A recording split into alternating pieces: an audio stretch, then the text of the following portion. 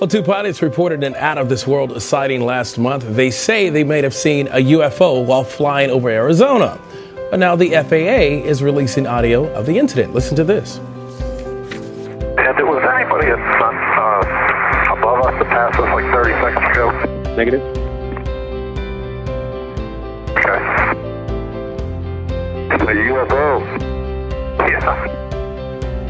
All right, in a statement, the FAA said, quote, other than the brief conversation between two aircraft, the controller was unable to verify that any other aircraft was in the area. So we have a close working relationship with a number of other agencies and safely handled military aircraft and civilian aircraft of all types in that area every day, including high altitude weather balloons. What did the pilots actually see that the control tower couldn't see?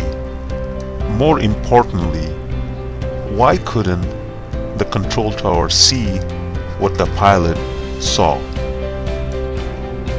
To understand that, we have to understand the science of matters.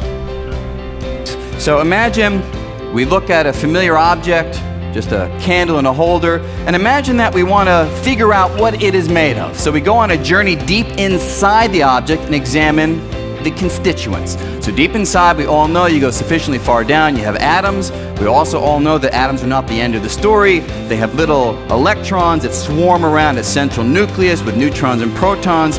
Even the neutrons and protons have smaller particles inside of them, known as quarks. That is where conventional ideas stop. Here is the new idea of string theory. Deep inside any of these particles, there is something else. The something else is this dancing filament of energy. It looks like a vibrating string. That's where the idea of string theory comes from.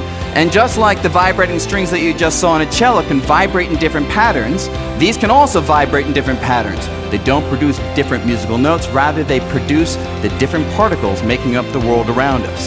So if these ideas are correct, this is what the ultra-microscopic landscape of the universe looks like.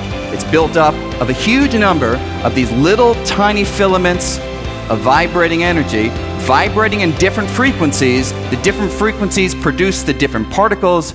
The different particles are responsible for all the richness in the world around us. And there you see unification, because matter particles, electrons and quarks, radiation particles, photons, gravitons, are all built up from one entity.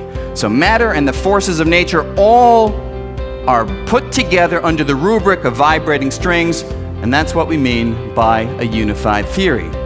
Human eyes can only see a small portion of sun energy. This is called the visible spectrum. As it turns out, this makes up a large portion of the energy that makes it to the Earth's surface. Humans can see energy that range in wavelength from 380 nanometers to 700 nanometers. A nanometer is 1/billionth of a meter. For example, a human hair is about 90,000 nanometers wide. Within the visible spectrum, we see different wavelengths as different colors. A rainbow is a perfect example of seeing different wavelengths as colors. Violets are the shortest wavelengths, followed by blue, green, yellow, orange, and red. Red is the longest wavelengths of energy we can see. Energy the Earth sends back to space is in the form of longer wavelengths of energy. This energy is invisible to us because it's out of the visible spectrum. However, some creatures can see wavelengths that humans can't. For example, it's believed some spiders can see ultraviolet energy, which have very short wavelengths, while some reptiles can see infrared energy, which are much longer wavelengths of energy. So, whatever the pilot saw was within the visible spectrum of the pilots. However, somehow with technology, they stayed out of the spectrum of the control tower radar.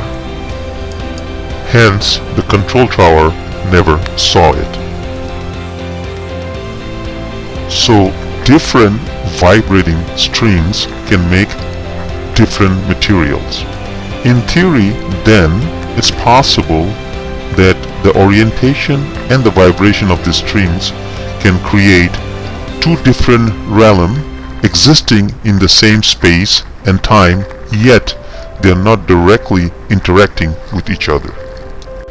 That may explain why we cannot see the jinn/alien, although they are around us. Like the animals in our realm that can actually see beyond our visible spectrum, it's possible that the jinn alien can also see us, but we cannot see them. It's also possible that they can manipulate their string energy to go in and out from our realm to theirs and vice versa. It's also possible that they can manipulate the string vibration and send telepathy audio to our brain directly. Interestingly, Quran talks about a strange non-human beings called jinns. They seem to have a lot of similarity with modern day concept of aliens. For example, they can see us, but we don't see them. They're able to travel to the edge of the universe. They are shape-shifters, and many other things they do are uncannily similar to what we are contemplating an alien would be. But the Pentagon has confirmed the existence of the Advanced Aerospace Threat Identification Program, a $22 million initiative that studied UFOs for at least 5 years, beginning in 2007, and they released video, including a 2004 encounter when 2 fighter jets chased an oval-shaped white object near San Diego. They also released a second video with cockpit audio as pilots describe what they're seeing. Let us take a brief look at what was said in the Quran and what people are saying about the aliens today. أعوذ بالله من الشيطان الرجيم بسم الله الرحمن الرحيم. But they have attributed to Allah partners, the jinn, while He has created them, and have fabricated for Him sons and daughters. Exalted is He and high above what they describe. And against the population of the earth. The common man will never know about this, unless the stories are unzipped wide-mouthed and boldly. The truth must be uncovered. And mention, O Muhammad, the day when He will gather them together and say, O company of jinn, you have misled many of mankind. And their allies among mankind will say, Our Lord, some of us made use of others, and we have now reached our term which you appointed for us. And we have sought to reach the heaven, but found it filled with powerful guards and burning flames. And we used to sit therein in positions for hearing, but whoever listens now will find a burning flame lying in wait for him. And we do not know, therefore, whether evil is intended for those on earth, or whether their Lord intends for them a right course. And among us are the righteous, and among us are others not so. We were of divided ways. And we have become certain that we will never cause failure to Allah upon earth, nor can we escape Him by flight. And when we heard the guidance, we believed in it, and whoever believes in his Lord will not fear deprivation or burden. And among us are Muslims in submission to Allah, and among us are the unjust. And whoever has become Muslim, those have sought out the right course. But as for the unjust, they will be for hell firewood, from among the jinn and mankind. And the jinn we created before from scorching fire. And He created the jinn from a smokeless flame of fire. O Muhammad, when we directed to you a few of the jinn listening to the Quran, and when they attended it, they said, Listen quietly. And when it was concluded, they went back to their people as warners. And I did. So, we really don't know if these jinns are the aliens. However, we do know that there is something out there that we don't understand, we cannot see, that is lurking and watching us. وهو الذي خلق الليل والنهار والشمس والقمر كل في فلك يسبحون. And it is He who created the night and the day and the sun and the moon. All heavenly bodies in an orbit are swimming. وما جعل Whether aliens exist or not, they are part of this universe. They live within the universe.